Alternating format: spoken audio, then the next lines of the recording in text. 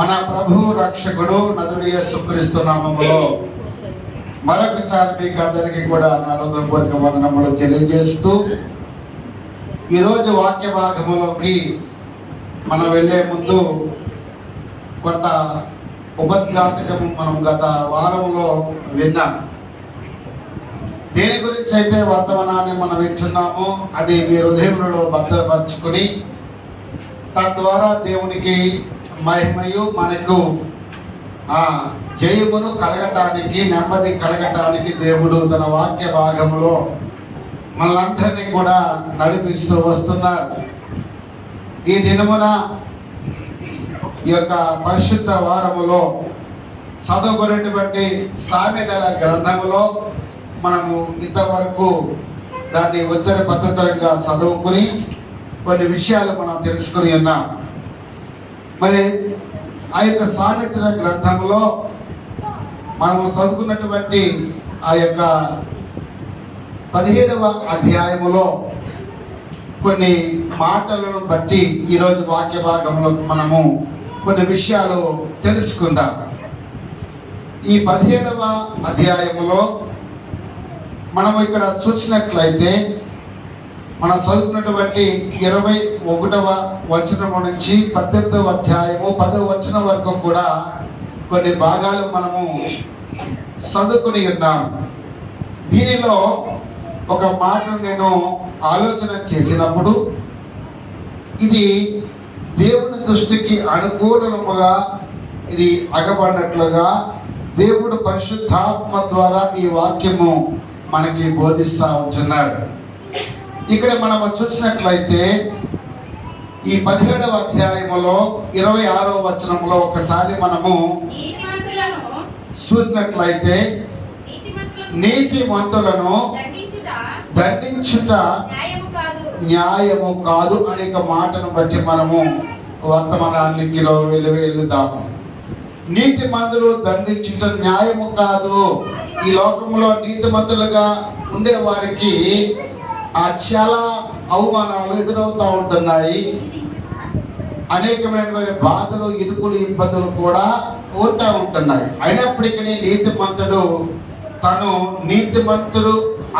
అగబడ్డాడు దేవుడి దృష్టికి. మనము మనుషులము ప్రజల దృష్టికి ఏ విధంగా అనబడాలని అంటే యథార్థముగా తన ప్రవర్తన యందు యథార్థముగా ఎవరైతే ఉంటారో వారు నీతిమంతులుగా అగబడతారు.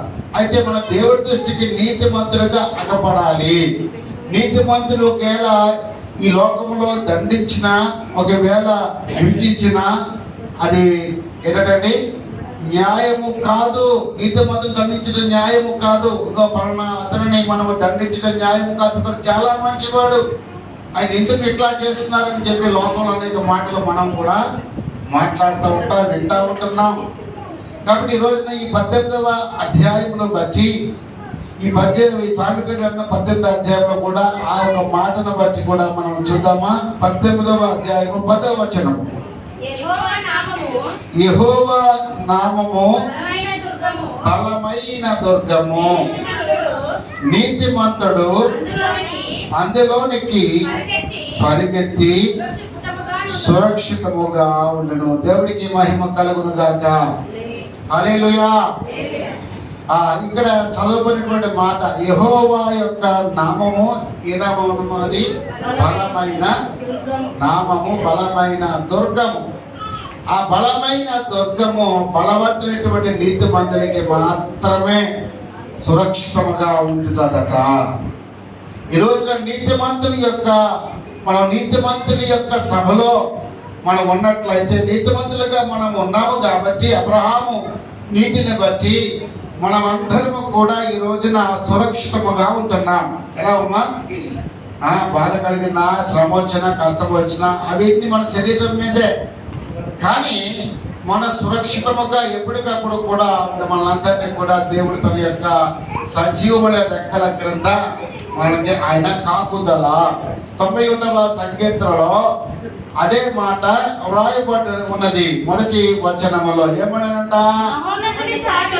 మహోన్నతుని చాటున నివసించువాడే సర్వశక్తి యొక్క నీడను విశ్రమించువాడు ఆయనే నాకు ఆశ్రయము, నా కోట, నేను నమ్ముకోదగినటువంటి నా దేవుడు.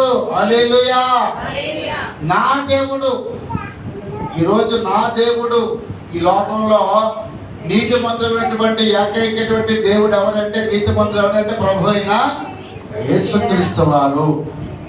ఈరోజు నా ప్రభువైన యేసుక్రీస్తు వారు, మన ప్రభువైన యేసుక్రీస్తు వారు ఈ లోకంలో నీతిమంతుడిగా ఉండి ఆయన ఆకాశం నుంచి చూసాడట, ఈ లోకంలో ఎవరు నీతిమంతులుగా ఉన్నారు అని. అమ్మా, ఎవరు ఈ లోకంలో నీతిమంతులుగా ఉన్నారు అని గత వారంలో కొన్ని మాటలు ఎవరు చూశారట?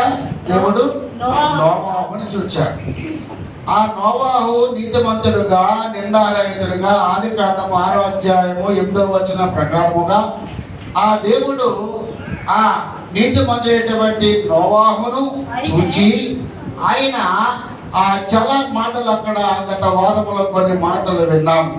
ఆయన నోవాహు అంట మొట్టమొదటిగా కృప పొందుకున్నవాడుగా ఉన్నాడు.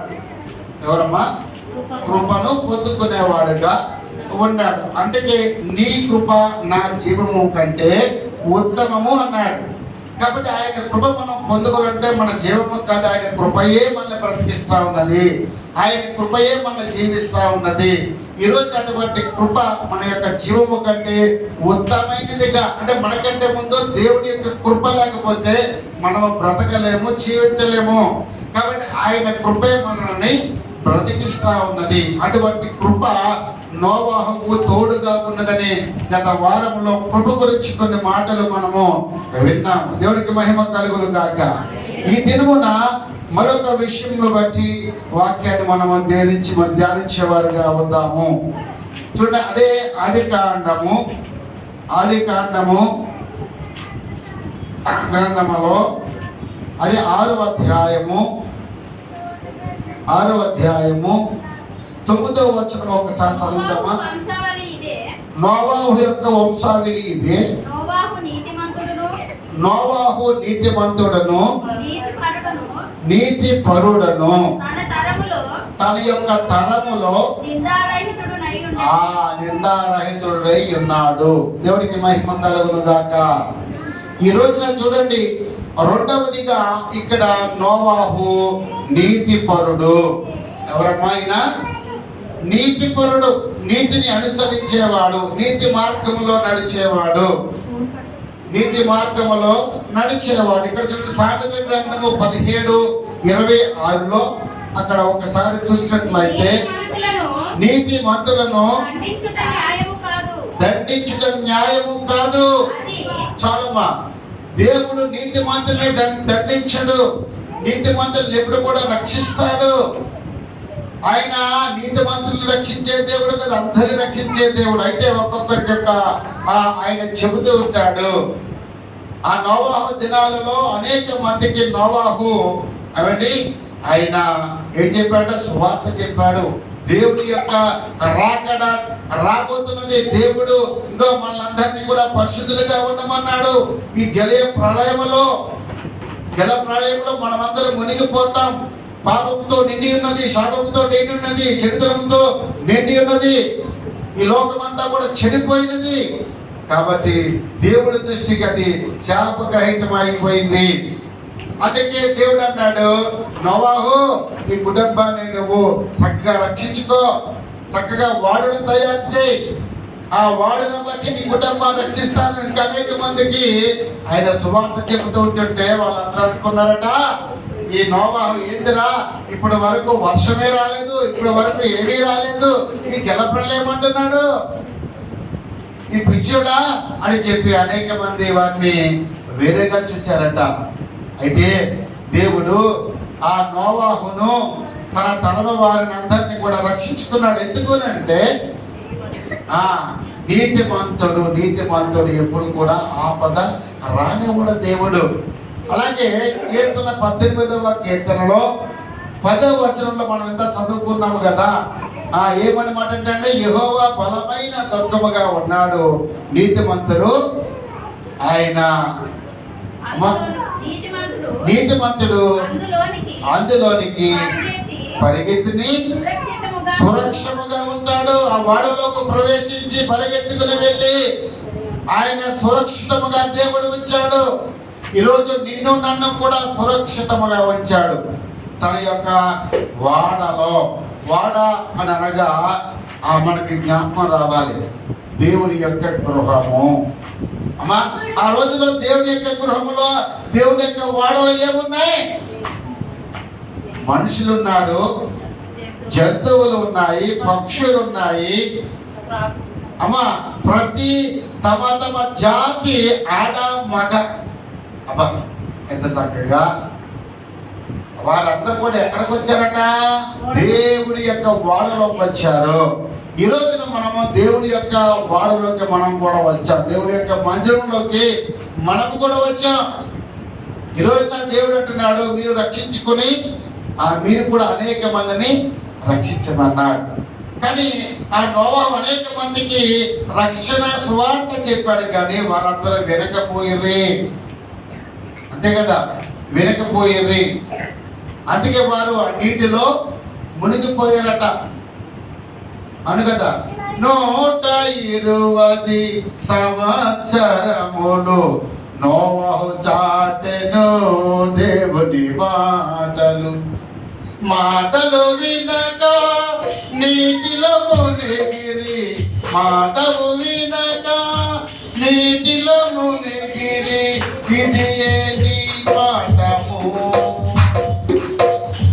అదిగో అంజూరము, ఓ క్రైస్తవ చిగురించెను చూడుము.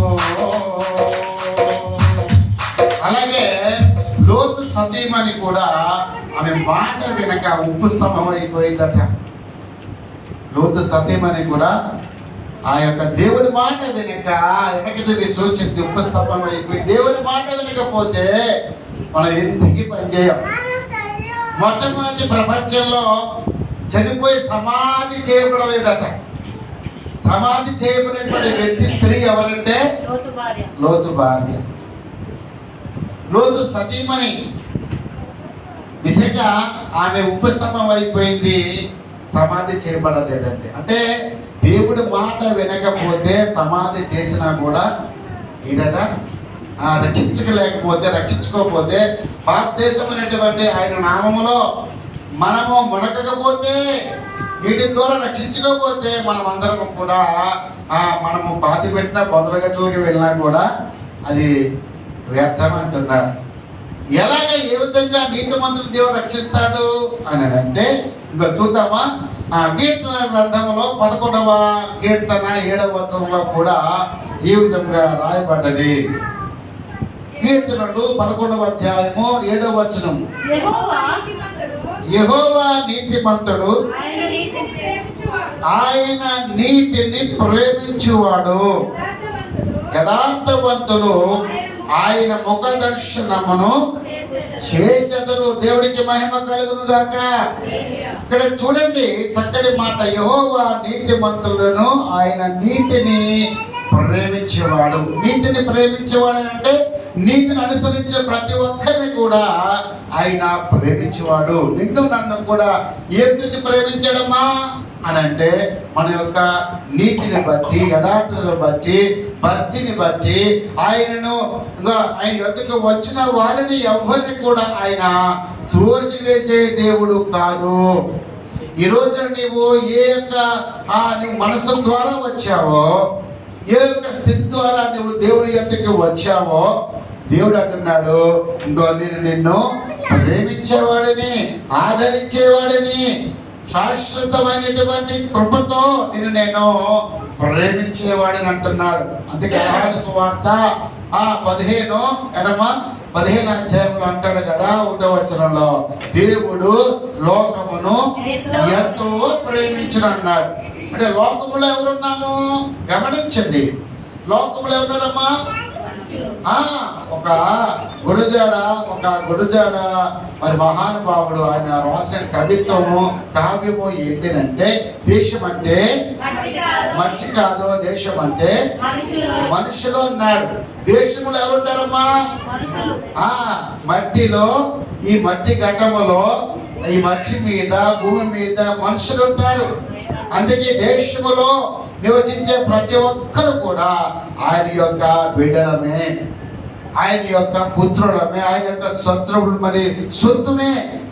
సొత్తు అంటే సొంత స్వరత్వం ఇచ్చినటువంటి బిడ్డలుగా ఈ లోకంలో మనము, దేవుడు ఆయన మనల్ని ప్రేమిస్తున్నాడు. అందుకే యథార్థముగా ఉన్నవారు ఆయన మృగ దర్శనం చూస్తారట. ఆయన మనం ప్రేమిస్తూనే కాదు, మనము ఆయన ముఖ దర్శనము చేస్తాము, ఆయనతో మాట్లాడతాము, ఆయన స్వరం వింటాము. అవును కదా? చల్లపూట వేళలో ఆదాము స్వరం విన్నాడు, అవ్వమ్మ స్వరం విన్నది, అబ్రహాము, మోషే, అనేక మంది దేవుని యొక్క స్వరాలు వాళ్ళు విన్నారు. ఆ స్వరం విన్న వెంటనే మోషే అన్నాడు, అయ్యా నేను చూడాలి, ముఖదర్శనం చేసుకోవాలి అన్నాడు. నన్ను చూసి ఎన్నడూ కూడా బ్రతకుడు. అంటే స్వరాన్ని ఇస్తాము. ముఖదర్శనం అంటే ఏంటమ్మా? ముఖదర్శనము. అందుకే ఈ రోజున పెనియేలులోకి మనం వచ్చాము, ఆయన మందిరంలోకి మనం వచ్చాము, ఆయన ముఖముల ప్రాంతిలోకి మనం వచ్చాము, ముఖ దర్శనంలోకి మనం వచ్చాము. కాబట్టి ఆయన అంటున్నాడు, ఆయన నీతిను ప్రేమించేవాడు. నీతి పడినటువంటి నోవాహును ఆయన ప్రేమించి ఆయనకున్నటువంటి రక్షణ ఇచ్చి తన తరములన్నిటిలో కూడా ఆయన రక్షించిన దేవుడు. దేవుడికి మహిమ కలుగును గాక. ఈ రోజున నీ కుటుంబంలో, నీ తరములో, నీ బంధువులలో నేను రక్షించుకున్నాడు. ఎందుకని? నిన్ను ప్రేమించాడు కాబట్టి అమ్మా. అయ్యా నిన్ను ప్రేమించాడు కాబట్టి ఈరోజు అటువంటి దేవుడు మనకి నోవహు విషయంలో ఈ రకంగా మాట్లాడుతూ ఉంటున్నాడు. కాబట్టి యెషయా గ్రంథము 61:10 కూడా ఆయన అంటాడు, ఆయన ప్రేమించడం మాత్రమే కాదు కానీ నీతిని అనుసరించిన వాడికి ఆయన ఏమిస్తాడట? ఆయన నీతిని అనుసరించే వాడికి ఏమిస్తాడట? ఆయన నీతి అను పైబట్టను నాకు ధరింపజేసింది కాగా యెహోవాను బట్టి మహానందముతో నేను ఆనందించుచున్నాను. నా దేవుని బట్టి నా ఆత్మ ఉల్లాసముతో, ఆనందముతో కేకలు వేస్తున్నది. నా దేవుని యొక్క అబ్బా ఎంత మంచిదండి. నీతి అనే వస్త్రము, నీతి అనే బట్ట మనకు ఆయన ధరింపజేశాడు. అందుకే మనం నీతిని అనుసరించాము కాబట్టి ఆయనకు వస్త్రాన్ని, వస్త్రం అంటే ఏంటమ్మా? వస్త్రం అంటే ఏంటమ్మా?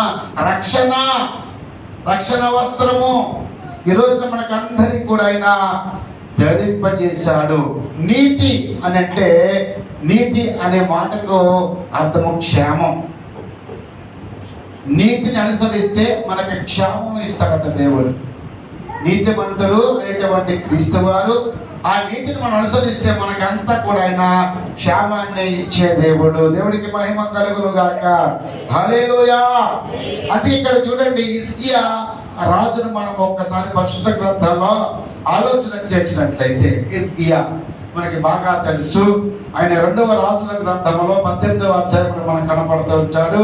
ఆయన 20 సంవత్సరములు రాజ్య పాలన చేశాడు.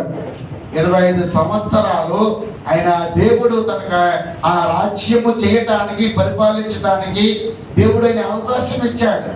ఎందుకనంటే అతడు నీతిని అనుసరించాడు కాబట్టి. నీతిని అనుసరించే దేవుడు మనకి తోడుగా ఉన్నాడట. ఎలాగమ్మా? నీతిని అనుసరిస్తామా, దేవుడు మనకి తోడుగా ఉన్నాడు. వచ్చిన చదువుతాం ఒకసారి, చదువుతాం చూడండి ఒకసారి. 2వ వచనం కానించి 2వ వచనం 18వ అధ్యాయము 2వ వచనం 3వ వచనం.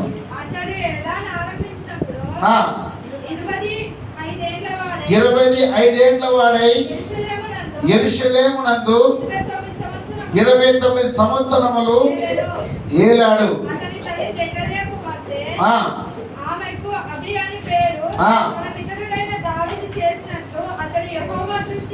తన పితరుడైనటువంటి దావీదు చేసినట్లు అతడు యెహోవా దృష్టికి పూర్ణముగా నీతిని అనుసరించాడు. ఉన్నత స్థలములలో కొట్టివేసి ఆ కొట్టివేసే విగ్రహములు పగలగొట్టి 7వ వచనంలో ఒకసారి చూడండి. ఇవన్నీ కూడా చేసిన తర్వాత 7వ వచనంలో ఏమన్నాడు? కావున యెహోవా అతనికి తోడుగా ఉన్నాడు. దేవుడికి మహిమ కలుగును గాక. ఈ రోజు నీకు నాకు కూడా ఆయన తోడుగా ఉన్నాడు. ఎందుకంటే నీతిని అనుసరించి ఎలాగమ్మా యెహోవా దృష్టికి మనం ఎలా కనిపించాలంటే పూర్ణముగా నీతిని అనుసరిస్తే ఆయన మనకి తోడు. నీకు తోడుగా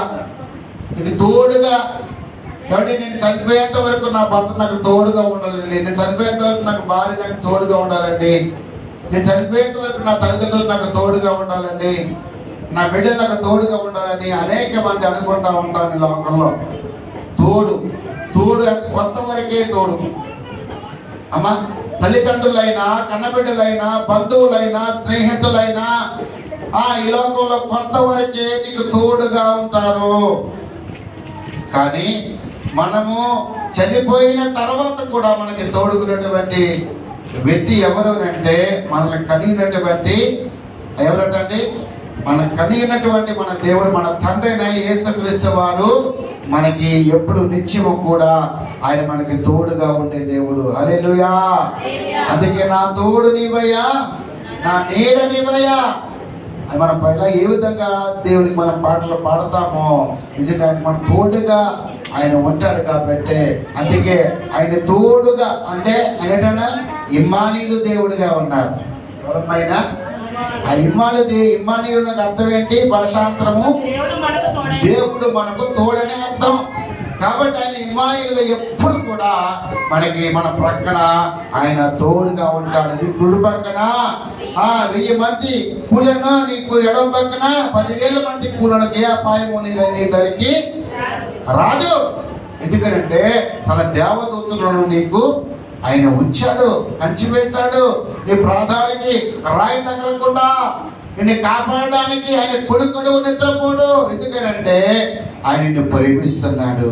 అబ్బా 91వ కీర్తన 13వ వచనం ప్రకారంగా ఎందుకంటే నీకు సింహములను, నాగప్రాములను దొరికెదవు, కొదమ సింహములను, భుజంగములను దొరికెదవు. అతడు నన్ను ప్రేమించుచున్నాడు కాబట్టి నేను అతన్ని తప్పిస్తాను.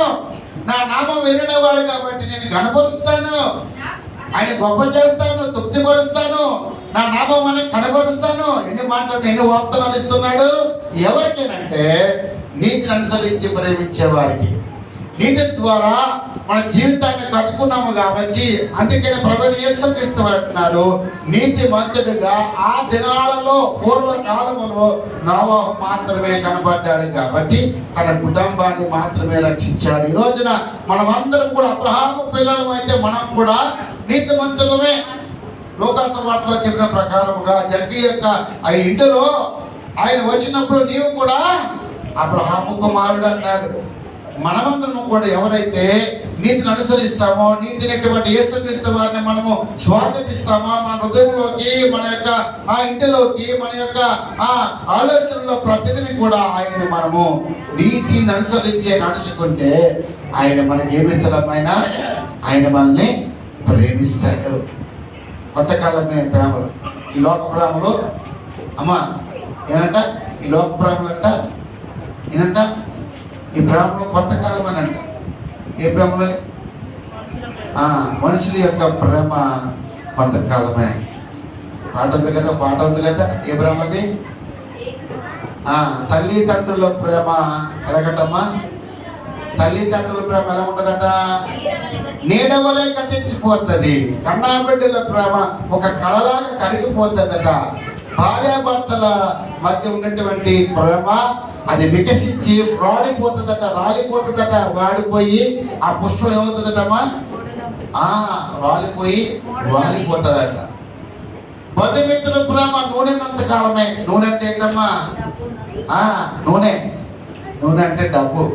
అంటే ఆ దీపంలో నూనె అంటే నూనెంత వరకు దీపం వెలుగుతుంది, అది వెలుగునిచ్చి ఆగిపోతుంది. ఆ నూనె అయిపోయిన తర్వాత అలాగే డబ్బున్నంత వరకు కూడా నీ ముందుకు వస్తాడు. అబ్బా నీవు పలానా చుట్టము పలానా బంధుత్వం కలుపుకొని అయ్యా నువ్వు కోటేశ్వరుడు అయితే నీకు బలం ఉన్నదంటే బలం ఉన్నదంటే నీకు మేధలు మిద్దలు ఉన్నట్టు ఆస్తపడు అయితే నిన్ను మా బంధువు అని చెప్పుకుంటారు. ఏమీ లేకపోతే నువ్వు ఎవడో నాకు తెలియదంట. వాడికి పూట పూజలకు వచ్చిన మా దగ్గర ఏమి లేదంట. అది ప్రేమ కదండి. ఏమీ లేనప్పుడు అందుకే దేవుడు పాములైనటువంటి శిష్యులుగా తయారు చేసుకున్నాడు. ఏమీ లేని వారికి ఆయన నిరుపేదలకు ఆయన అంటాడు మీరు నా రాజ్యానికి వారసులు అంటాడు. నిజంగా నీతిపడినటువంటి నోవాహును దేవుడు మరి ఆయన చేర్చుకుని ఈ రోజున యెహోవా దృష్టికి పూర్ణంగా ఉన్నాడు. కాబట్టి హిజ్కియాను మరణకరమైనటువంటి రోగం వచ్చినప్పటికీ కూడా ఆయన 15 సంవత్సరాల ఆయుష్ని హిజ్కియాకి రాజుకి ఆయన ఇచ్చినట్లుగా పరిశుద్ధ గ్రంథంలో చూస్తున్నాం. నీకు నాకు కూడా నీతిగా అనుసరిస్తే ఏ రోగం వచ్చినా ప్రాణాపాయం వచ్చినా ఆయన ఆశిస్తాడు, బ్రతికిస్తాడు, తన పరిచర్యలో వాడుకుంటాడు, తన యొక్క మహిమలో కనపరుచుకుంటాడు ఈ రోజున. ఆ విధముగానే ఇక్కడ మరొక మాటను ఒకసారి చూద్దాం. ఎఫెసీయులకు రాసినటువంటి మాటను కూడా మనం ఒకసారి చూద్దాము. 6వ అధ్యాయములో 14వ వచనంలో కూడా చూద్దాము. ఈ రోజున ఈ 2వ మాటను బట్టి మనము ఏదనగా మీ నడుమునకు సత్యమును అని దట్టి కట్టుకుని నీతి అనే మైమైపు తడుగుకొని పాదములకు సమాధానమైన సువార్త వలనైన సిద్ధ మనస్సును జోడు అని తొడుక్కుని నిలువబడాలి. దేవుడికి మహిమ కలుగును గాక. మీ నడుమునకు సత్యమును తట్టుకుని నీతిని పై మలుపు తొడుగుకుని, ఇవన్నీ కూడా నీతిని అంటే కట్టుకుంటాము తొడుక్కుంటాము మన కాలికి పెట్టుకుంటాము అన్న అర్థం ఏంటో తెలుసా? నీతి అనే పైబట్ట, నీతి అనే వస్త్రం గురించి మనం చెప్పుకున్నాము కదా. ఇప్పుడు నడుము కట్టుకోమంటాడు, నడుగానే కట్టుకోమంటున్నాడు. నడుముకి ఏం కట్టుకుంటున్నారు నడుముకి ఏం కట్టుకుంటున్నారు అంటే చాలా మంది అయ్యా మేము వడ్లను పెట్టుకుంటున్నామయ్యా, మేము అది పెట్టుకుంటున్నామా ఇది పెట్టుకుంటున్నాం ఇది కట్టుకుంటున్నాం అది కట్టుకుంటున్నాం అంటారు. నడానికి నీతి అనే వస్త్రం అని అంటే తెలుసా? నడుము అనగా మనకి పరిశుద్ధ గ్రంథంలో ఒక నెబుకద్నెజరు యొక్క కాలంలో ఆయన ఒక దేవతా స్తంభాన్ని చేసి దానికి పోత పోసి ఒక వెండితోటి బంగారముతోటి ఇత్తడితోటి అనేక రకాలుగా తన యొక్క శరీర భాగాన్ని తయారు చేసి దాన్ని నమస్కరించమన్నాడు. అందుకే దేవుడు ఏమనంటే అవి కాదు, నీతి అనే పై బట్టలు కట్టుకోవాలి. ఆ బట్టలు రాజవస్త్రాలు కాదు. యాజకుడు వేసేటువంటి యాజక వస్త్రాల్లో అహరోను యాజక వస్త్రాలు ధరించినప్పుడు ఆ పరిశుద్ధమైన ఆలయంలోకి పరిశుద్ధమైనటువంటి స్థలంలోకి వెళ్ళినప్పుడు ఆ దుస్తులు ధరించే వెళ్ళాలి. ఆ నీతి అనే మనుషుల ద్వారా ఏది మచ్చ కలంకము డాగో ఏముండకూడదంట. అటువంటి పరిశుద్ధమైనటువంటి వ్యక్తి ఆ బలిపోటే దగ్గరికి వెళితేనే వాడు బ్రతుకుతాడు, దేవుడి మాట వింటాడు. లేకపోతే తనకి వెళ్ళేటప్పుడట తన కాలికట ఒక రూపు అంటే ఒక తాడుని కడతాడట. అది దేవుడితో ముఖాముఖిగా మాట్లాడినప్పుడు మన లోకస వార్తలో యాజకర్త జకరియా ఎలిజబెత్ యొక్క సంభాషణలో ఆ యొక్క వాక్యం కూడా మనం తెలుసుకుంటాం. ఎందుకంటే ఆ యాజకుడు ఆ యొక్క పరిశుద్ధ ఆలయంలోకి వెళ్ళినప్పుడు దేవునికి వారికి సంబంధించి కొన్ని సంభాషణలు దేవుడు సంవత్సర కాలం అంతా ఏ యొక్క ఆయన స్వరంతో కూడా మాట్లాడతాడో అది జరిగించాలి యాజకుడు, అది చెప్పాలి, అది బోధించాలి. లేకపోతే తను ఏదైనా అపరాధం చేయడనుకో అని వెంటనే అక్కడే చనిపోతాడట. అప్పుడు తర్వాత గంట ఒకరోజు ఎంత సాయంకాలం పొద్దుగా వెళ్ళేవాడు సాయంకాలం రాకపోతే మరునాడు ఆ కాలుకు పెట్టినటువంటి ఆ రూపుని తాడుని లాగుతారట. బతికుంటే వస్తాడు, చనిపోతే ఆ విధముగా ఉండేదట. చూడండి ఎంత భయంకరమైనటువంటి ఒక మానవుడు దేవుడు ఎన్నుకున్నాడు అంటే తన యొక్క నీతి ద్వారా. హల్లెలూయా. అందుకే నీతిని అనుసరించకుండా నీతి తప్పిపోయినటువంటి కెరూబు ఆ మధ్యాకాశంలో పడిపోయిందట, గర్వించిందట. అందుకే అటువంటి ధన్యత భాగ్యము ఈ మనుషుడికి ఇచ్చాడు, తన పోలికకే ఇచ్చాడు, తన స్వరూపాన్ని చేసుకున్నాడు. నీకు నాకు మనందరికీ కూడా అటువంటి నీతి అనే ఒక వస్త్రాన్ని మనకి ఇచ్చాడండి. నీతి అనే వస్త్రానికి ఇచ్చాడండి. మన కడుపుల చెప్పులు కానీ, కాలికి కానీ, నడుగని కానీ, తలకి కానీ, ఇవన్నీ కూడా మనం ధరించుకొని ఎఫెసీయులకు రాసినటువంటి ఈ పత్రికలో దేవుడు మాట్లాడుతూ ఉంటున్నాడు. దేవుడికి మహిమ కలుగును గాక. యెషయా గ్రంథంలో మనం చూసినట్లయితే 59:17 వచనములో కూడా ఇది కూడా చూద్దాము. నీతినంట ఏ విధముగా ఇది మనము ధరించుకోవాలి. నీతిని కవచముగా ధరించుకొనెను, రక్షణను తల మీద శిరస్సానముగా ధరించుకొనెను. చాలు. ఇక్కడ రాబడిన మాట ఏంటంటే నీతిని కవచముగా ధరించుకోవాలమ్మా. నీతి అని అంటే నేను ఇంత చెప్పాను, క్షేమము. దేనికి క్షేమము చెప్పండమ్మా? దేనికి క్షేమము? ఇప్పుడు పైబట్టలు వేసుకున్నాం. దేనికి క్షేమము అంటే లోపల శరీరానికి క్షేమం, ఒక రక్షణ. అలాగే లోపలటువంటి శరీరమే కాకుండా శరీరము లోపలటువంటి ఆత్మకు కూడా రక్షణ కావాలి. మన శరీరానికి పైబట్ట వేసుకున్నాం, నీతి అనే బట్ట మనం కట్టుకున్నాం. అలాగే ఆత్మ అనే వస్త్రము అంటే రక్షణ వస్త్రం కట్టుకోవాలి. అందుకే ఒక శరీరాన్ని మనం ఏం చేసుకోవాలంట, ఒక కవచం లాగా ధరించుకోవాలి. అందుకే నీతి అనే కవచము ధరించుకుంటే మన లోపలటువంటి ఆత్మ కూడా ఆ పరిశుద్ధంగా ఉండదట. అందుకే ఆ బట్టను పైన కాదు, లోపలికి నడుము కట్టుకోమంటున్నాడు. అని చెప్పాక కాళ్ళకి తలకి రక్షణ శిరస్థానముగా శిరస్థానం చేయాలట. స్నానం చేసినప్పుడు ఆ రక్షణ, ఆ స్నానం చేసినప్పుడు మునిగినప్పుడు అంటే నీటి ద్వారా బాప్తిస్మం పొందేవారు. అందుకే ఈ నోవాహు జలప్రలయంలో వారందరూ కూడా జలము ఏ విధంగా ముంచివేసిందో, జలము అందరినీ కూడా పాప శాపం ఉన్నటువంటి వారందరినీ కూడా ఆ జలప్రలయంలో కడిగి వేసిందో, ఆ ప్రపంచం అంతా కూడా కడిగి వేసిందో, మన నూతన సృష్టి ఆరంభించాడు. నూతన సృష్టి ఆరంభించిన తర్వాత కొంతకాలము మోసే కాలం వచ్చిన తర్వాత ఆ మోసే కాలంలో కూడా కొంతమంది కూడా కొనుక్కున్నారు. వాళ్ళ మీద విరుద్ధంగా మాట్లాడా దేవుని బిడ్డల మీద ఐగుప్తీయులు ఆ ఫరో యొక్క సైన్యం అంతా కూడా ముట్టడేసే సమయంలో వీరు ఎక్కడికి వచ్చారు? యోర్దాను నదికి వచ్చేసారు. యోర్దాను నదికి వచ్చినప్పుడు వీళ్ళందరూ కూడా అంతకు ముందు సున్నతి పొందేవారు, రక్షణ కోసం సున్నతి పొందేవారు. దేవుడు వారికి ప్రతిదిని కూడా తినటకు ఆహారాన్ని నడవటానికి వారికి వెలుగుని ఎంత చల్లగా దేవుడు వారిని కాచాడు. వారి బట్టలు చీకిపోలేదమ్మా, వారి యొక్క చెప్పులు అరిగిపోలేదమ్మా. చూసారా? అంటే ఆ బట్టలకి నీతి అనే వస్త్రము వారికి దయచేస్తాడు. ఎప్పుడు తెలుసా మీకు? ఆ యోర్దాను ఎప్పుడైతే దాటారో, అంటే యోర్దాను దాటం అంటే ఏంటంటే నీటిలోంచి వాళ్ళు దాటారు, అంటే నీటిలో మునిగినట్లుగా, నీటి దాటినట్లుగా, నీటిలోంచి బాప్తిసం. ఆ రోజుల్లో సముద్రము దాటినప్పుడే బాప్తిసం ఇచ్చేశాడు ఆ ప్రజలందరికీ కూడా. దేవుడికి మహిమ కలుగును గాక. ఆ మోసే ద్వారా దేవుడు వాళ్ళందరికీ కూడా ఏమి ఇచ్చాడటమా? బాప్తిసం, రక్షణ ఇచ్చేసాడు నీటి ద్వారా. అందుకే నేను ఇక్కడి నుంచి నేను జలప్రాణాన్ని రప్పించను అని మీకు అందరికీ మొత్తుగా ఆయన ఏమిచ్చాడట? ఆయన ఒక ఆకాశంలో ధనుస్సు ఆయన ఒక ఏర్పాటు చేశాడు.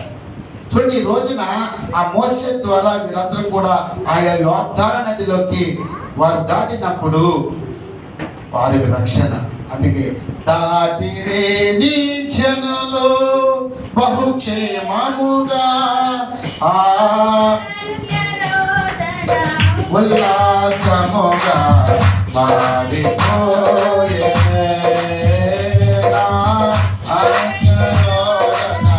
ఉల్లాసముగా మారిపోయే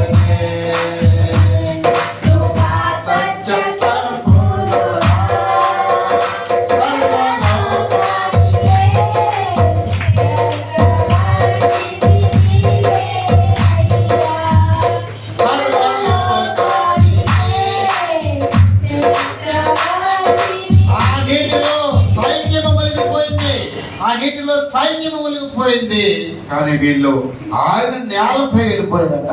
దేవుడికి మహిమ కలుగును గాక. హల్లెలూయా. ఒకసారి దేవుడి నామాన్ని మహిమ పడతామా? హల్లెలూయా. ఆయన నేలపై వారు దాటి వెళ్ళిపోయారు. ఎందుకనంటే దేవుడు వారందరినీ కూడా ఏం చేసినట్టయినా ప్రేమించారు. అమ్మా, అందరినీ ప్రేమిస్తారు. అందరినీ ప్రేమించి దేవుడు అమ్మాయి ఈ రోజున ఆయన నీతి కవచముగా మనకి ధరింపజేసి ఉన్నాడు. కాబట్టి మనం ఎలా కూర్చున్నాం ఇక్కడ? నీతి ద్వారా, నీతి బైబిల్ క్రీస్తు ద్వారా మనకి రక్షణ కలిగింది. ఆఖరికి ఒక మాట చెప్తాను చూడండి. ఆఖరికి ఒక మాట చెప్తాను. సామెతల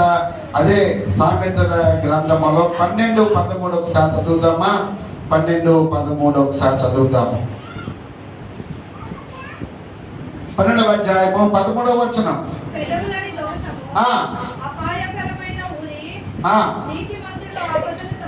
నీతిమంతుడు ఆపద నుండి తప్పించుకొనును. నీతిమంతుడు ఆపద నుండి తప్పించుకున్నాడట. ఏ ఆపద నుంచి అంటే ఏ ఆపదలంటే కూడా నీతిమంతుడు దేవుడు తప్పించలేదమ్మా. అబ్రాహాము దగ్గరికి చల్లపూట వేళలో దేవుడు యెహోవా వచ్చాడు. వచ్చి ఏమన్నాడు? అయ్యో, నా స్నేహితుడికి నేను చెప్పకూడదా? నా సొదైవ గొప్ప పట్టణాన్ని నేను పాడు చేస్తాను. ఎందుకంటే అక్కడ అంతా కూడా వారందరికీ పాపంతో నిండిపోయారట. అక్కడ కూడా మరలా ఈ జలప్రలయం ముందు ఏ విధంగా పాపంతో నిండిపోయారో, సొదైవ పట్టణం కూడా ఆ విధంగా పాపంతో నిండిపోయిందట.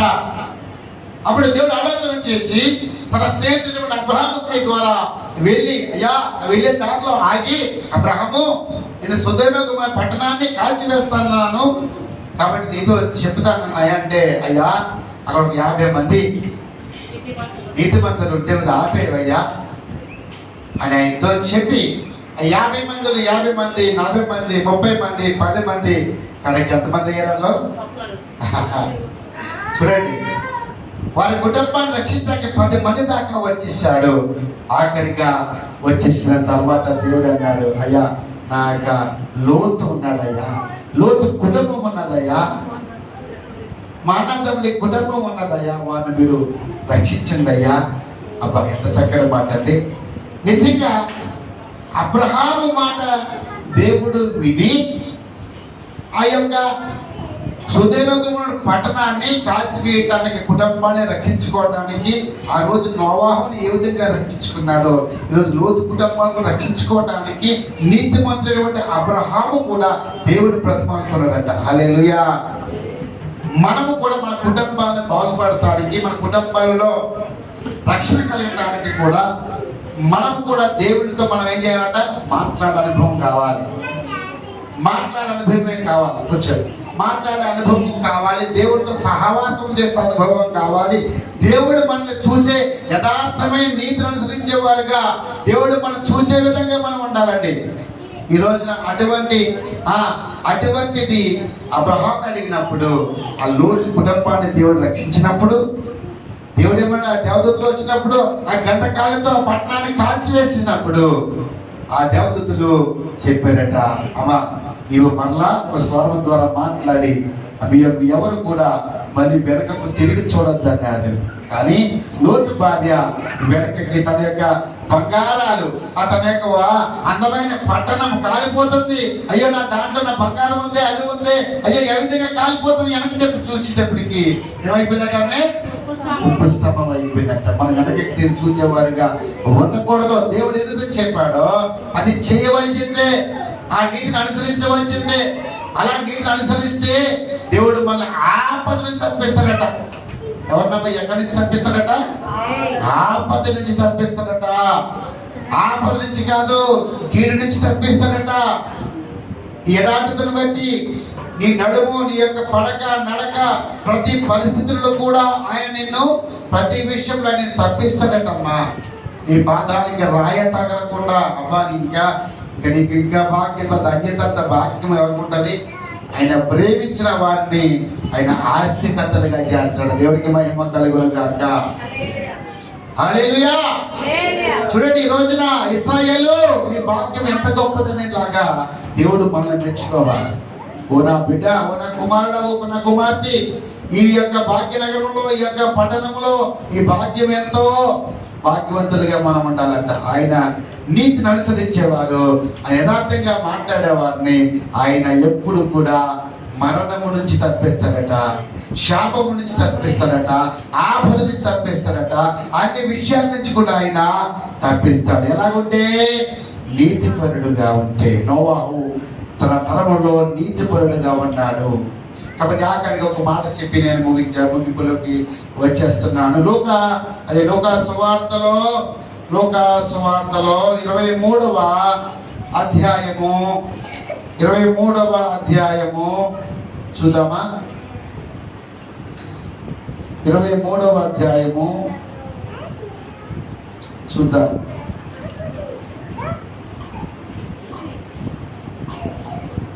21. వారు వీనిని సిలువ వేయుము అని కేకలు వేసిరి. మూడవ మారు అతడు 47 23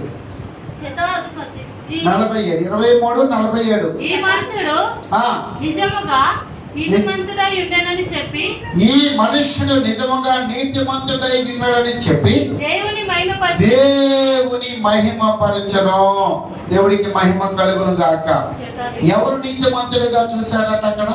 ప్రభువైన యేసుక్రీస్తు వారు. అయ్యా, ఈయన నీతిమంతుడు, ఈయనలో ఏ పాపము లేదు అని శతాధిపతి వాళ్ళు కూడా చేతులు కడిగేసుకున్నాం. అమ్మ, తన భార్య కూడా పిలాతు భార్య, వీరిద్దరు కూడా వీళ్ళు గుర్తెరిగారు, ఈయన సర్వోన్నతమైన కుమారుడు, ఈయన రక్షించే దేవుడు అని చెప్పి, యేసు నీతిమంతుడు అని చెప్పి తెలుసుకుని వారి చేతులు కడుక్కుని వాళ్ళు ఏం చేశారమ్మా? వాక్య ప్రకారంగా ఏంటమ్మది 48వ ఈ మనుష్యుడు నిజముగా నీతిమంతుడై ఉన్నాడని చెప్పి దేవుణ్ణి వాళ్ళు మహిమపరచారంట. మనము కూడా మనకందరికీ ఎవరో నీతిమంతుడు అంటే ప్రభు అని యేసుక్రీస్తువారు. ఆయన్ని మనం మహింపరచాలి. ఆయన మనం మహింపరిస్తే ఎవరు మహింపరిచారు? వేల దూతలతో, గగనములతో, వారు వేరు గణములతో దేవుడు నిత్యము కూడా పరిశుద్ధుడు అని పొగడబెట్టినటువంటి దేవుడు. ఆయనకే మహిమ, ఆయనకే ఘనత, ఆయనకే ప్రభావం. ఎందుకనంటే ఆయన మనల్ని ప్రేమిస్తున్నాడు కాబట్టి. యేసయ్యా, నువ్వు నన్ను ప్రేమిస్తున్నావు అంటే మనం ప్రేమించక ముందే ఆయన మనల్ని ఏం చేశాడట?